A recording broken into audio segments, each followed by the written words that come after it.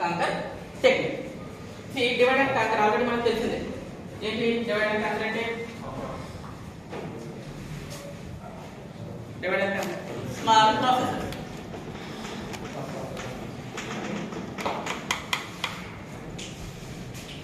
ఓకేనా? సో పెద్ద ప్రాసెస్ ఉంది, దాని కంటే డివైడెడ్ ఇంటూ స్మాల్ ప్రాసెసెస్. ఎందుకు? ఫర్ ప్రాసెసింగ్, అంతే కదా. ఒక పెద్ద ఉంది, అంతటిని సార్ట్ చేయాలి అని అనుకోండి. ఏం చేయాలి మనం? ఈచ్ ఎలిమెంట్ ని ఈచ్ ఎలిమెంట్ తోటి కంపేర్ చేస్తూ వెళ్ళాలి. వేరే ఇక్కడ క్విక్సార్ట్ అనేది ఏంటంటే technique which uses divide and conquer technique or method. ఇక్కడ ఏమవుతుందంట, ఇదిగో పెద్ద ప్రాసెస్ ఉంది, that can be divided into smaller processes. ఎప్పుడైతే స్మాల్ ప్రాసెస్ కింద డివైడ్ అయిందో, then we are going to divide it again two smaller processes. ఓకేనా? ముందు స్మాల్, ఆ తర్వాత మళ్ళీ దీని నుంచి సంథింగ్ M1 M2 M3 ఎట్లా. ఓకేనా? వీటిని ఏం చేస్తాం, మళ్ళీ మనం మెర్జ్ చేస్తాం. After processing the process is going to produce some result. ఇదిగో దీనికి రిజల్ట్ వచ్చింది, దీనికి రిజల్ట్ వచ్చింది, ఇదిగో దీనికి రిజల్ట్ వచ్చింది. లాస్ట్ అల్టిమేట్ గా మనం చేసే పని ఏంటంటే వచ్చినటువంటి ఈ రిజల్ట్ అంతటిని కూడా కంబైన్ చేస్తాం. ఓకేనా? మొత్తం డివైడ్ అవుతుంది, ప్రాసెస్ అవుతుంది, వచ్చినటువంటి రిజల్ట్ మళ్ళీ కంబైన్ కూడా అవుతుంది. క్విక్సార్ట్ పనిచేసే technique divide and canker method. ఓకేనా? ఇందులో మెయిన్ గా మనం యూజ్ చేసేది ఏంటంటే ఎంటైర్ అరే can be divided into parts అని చెప్తాను. Multiple parts. దేని బేస్ చేసుకుని ఇక్కడ మల్టిపుల్ పార్ట్స్ కింద డివైడ్ అవుతుంది అని అంటే based on pivot element.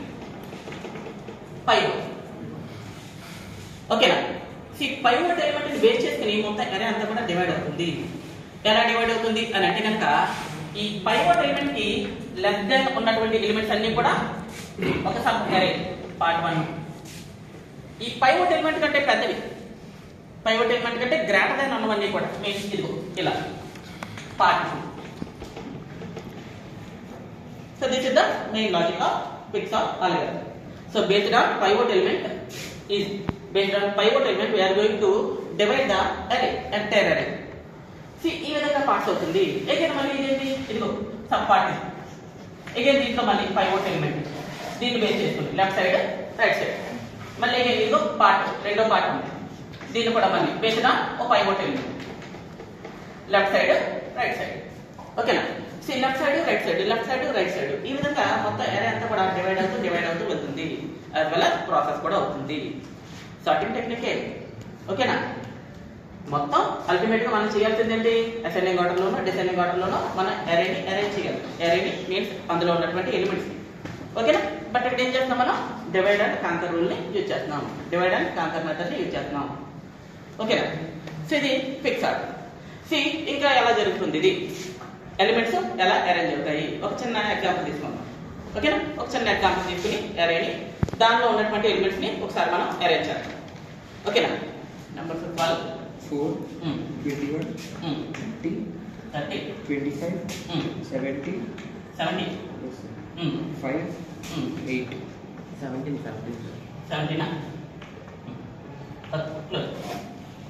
suppose I am having this array and ఇప్పుడు ఆ ఆర్డర్ లో లిస్ట్ కదా. Hour goal is to arrange it in an order. అంతే కదా, ఒక ఆర్డర్ లో అయితే మనం పెట్టాలి, అది కూడా అసెండింగ్ ఆర్డర్ లో పెట్టాలి. ఓకేనా? అలా జరుగుతుంది ప్రాసెస్.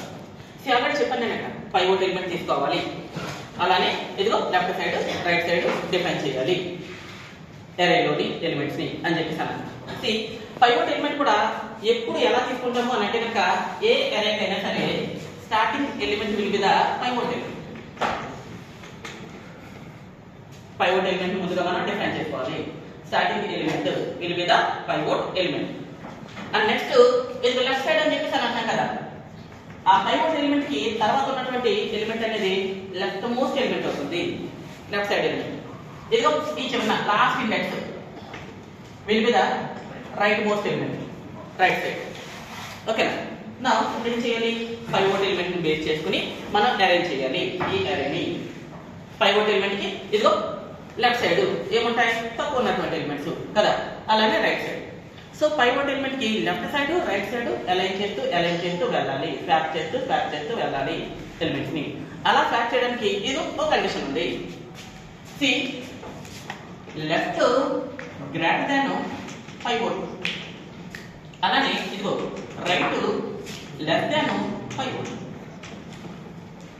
ఈ కండిషన్ బేస్ చేసి ఓకేనా. ఈ కండిషన్ బేస్ చేసుకుని మనం ఏం చేస్తాం, కంపేర్ చేస్తాము.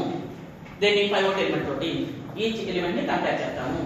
ఇన్ కేసు ఆ కండిషన్ ట్రూ అయితే కనుక, ఇక్కడ నేను ఇచ్చిన కండిషన్ ట్రూ అయితే కనుక ఏం చేయాలంట, స్వాప్ చేయాలి. దేన్ని లెఫ్ట్ మోస్ట్ ఎలిమెంట్ ని అలానే రైట్ మోస్ట్ ఎలిమెంట్ ని.